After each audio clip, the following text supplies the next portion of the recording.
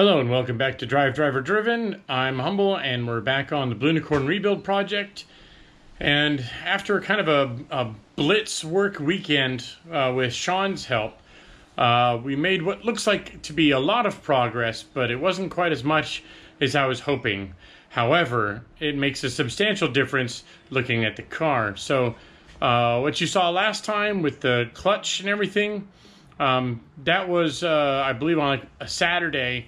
And then that Sunday, I didn't set up the camera because, well, we were busy doing this. So with Sean's help, it wasn't simply just getting the side pods on. We did the side pods, the side skirts. There's a modification we made underneath the side pods, which is an access panel. You can see down there. And that's to get all the components and stuff that sort of hide out in this area. Likewise for the other side where the AC is. It's a good access point for that. Sean also got started on our Alcantara dash cover. He did the easy bit, which is the top side here. And after getting high on glue all day, he left the hard bit for me, and I don't blame him. But what he did so far up here on the top side came out amazing. So before I can secure the center tub, I need to get that finished up. What I've been up to is, while it looked like the side pods and everything were installed, they weren't quite ready for prime time because they had to be riveted back here, spaced out correctly. So there's two little spacer plates in here that push the outside of the side pods out. That's for the RS spec, the RS wheels, to make sure everything clears like it did before. Actually, this is another bit that Sean did, which he put some undercoat on the front and the back sides of the wheel tubs. So down in this area as well. I got our air ducts, for the wheel wells or whatever. Got those installed. We had to relief cut down around here, around the radiator pipes on both sides. There's a lot of work that, unfortunately, I didn't film, but it was a lot of work that we needed to do to get these on the car. None of it's really difficult, I would say. It's mostly tedious, and down here, cutting around and making sure that looks right. I've mentioned before how much this job sucks, just getting these wheel duct vents to look right, and mine don't look perfect. And I can put a little sealant in here, and again, as I mentioned before, if you black out this scallop area, it helps hide some of those crimes. But no matter how good or bad I do it, I'm just never happy with the end result of that. Coming around to the interior, Sean got our carpet in. One of the reasons he was so high at the moment is he had gotten all of the carpet bits glued in. There's a little mat area that goes up there where the pedals go. On our side sills, these are the beautiful RS carbon side sills. Normally these are just held in with glue, but this outer edge wasn't staying down like I wanted it to. Even with weight and the glue, it just was coming up a little bit. So I decided to put a row of rivets just on the outside. The inside stayed down, so I'm happy with that. But I'll probably end up painting these black or something like that just to hide them a little bit better. But I had to do that on both sides. I did the rear bulkhead carpet. It's a little bit of a pain because you have to glue the carpet in from the other side and then make slices down so that you can get it around the roll cage when you install it in the car. Something I forgot to do when we first fit it up. But when you're gluing it in, you have to make sure that it gets, tucked up in this edge all the way around. Keep in mind the center tub is just loosely put on. It's not actually bolted down or anything. But a little trick at finishing the edge down here is you slice the carpet just inside of this edge, and you roll the carpet underneath, and it'll seal against this sill plate. And then if you look from the back side, you can see the leftover carpet bits, and then that area back over there where I actually had to make the cut. And that'll help seal up the cabin in this area pretty nicely as well.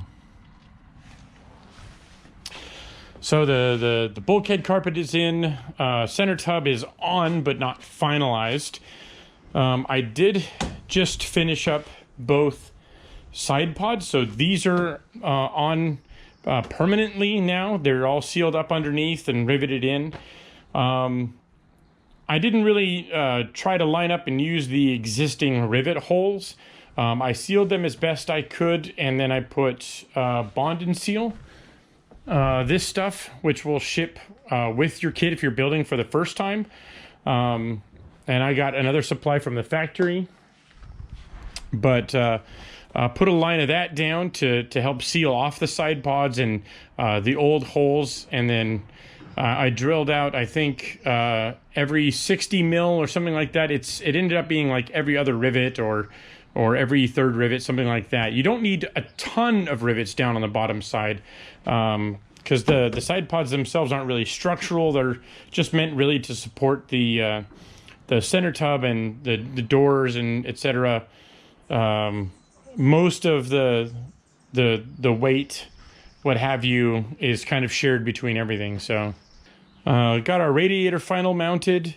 I had to go back and check through my notes just to see what all we did last weekend.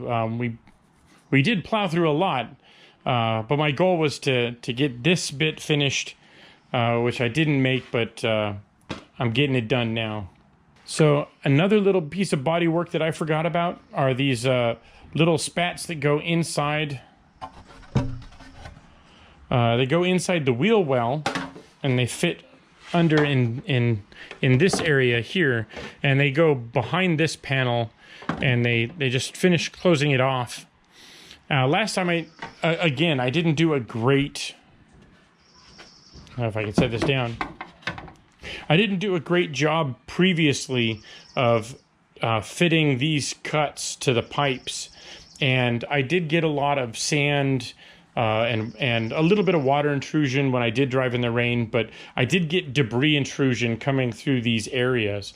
This time around, I did a much better job, but once this goes on the car, I have a butyl rubber tape as well as the sealant I showed you before to help seal off these holes much better than I did last time. And that effort is to keep debris out of the side pod area. But again, if anything does get in there, I still have our access hole that I can get in and clean that all out. So this is what I was doing yesterday, just trimming up the last of the fiberglass pieces. So these are ready to go in. Now it's on to the kind of unfun job of finishing up the dash. So I'm going to glue that down really quick, and I'll turn the camera back on, and we'll see how good or bad of a job I did. So stay tuned. All right, went pretty late trying to get everything done, and there's a couple things here. So we'll come back to that. I'll mention that in a bit. The dash isn't great, but it's not terrible. There's still some minor wrinkles here and there, and I can't quite get the lip to sit up underneath here. I just need to glue that down a little bit better. But with the dash Alcantara in, and all of the controls and the aim and everything, that's kind of a quick glimpse of the cockpit.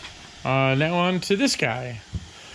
So sometimes, no matter how careful you are and how good you plan, things don't work out like they should. So what happened was, no matter how I tried or how I angled it, the power steering motor was about an inch from fitting up into the hole down here that you can see in any direction. And there just wasn't enough room between the brace that we built to mount it and the top surface here to actually get it turned around. And so, unfortunately, that means I had to cut a big hole in the top of the dash. It's both good and bad. The good part is it gives actually a ton of access to everything up and under the dash. The AC, if I need to get to the EPAS controller or the lift controller, I can get to those a lot easier now. With the window in, I can remove the steering wheel and get to this area very quickly and easily. And somebody, and we won't mention my name here, left the Allen wrenches on top of the AC HVAC box. So I finally discovered where those wandered off to. So a little bit of tool recovery and getting things sorted here meant that I just had to make this plate up, and it's not going to stay silver. This is actually going to be covered in the same black Alcantara material so that it matches with the rest of the dash, and then it doesn't glare off the window. And then I'm going to try and source some black M5 hardware just to further blend in so nothing stands out too much over the dash. So sometimes it's not about making mistakes, it's just about recovering from the mistakes you've made. So we got that done, got our dash in, all that stuff is set. What we're doing now is moving on to the back of the car. But I think I'm going to leave the back of the car for the next video because we have a lot to do and a lot to cover. So with that, thanks for watching, and I'll see you guys next time.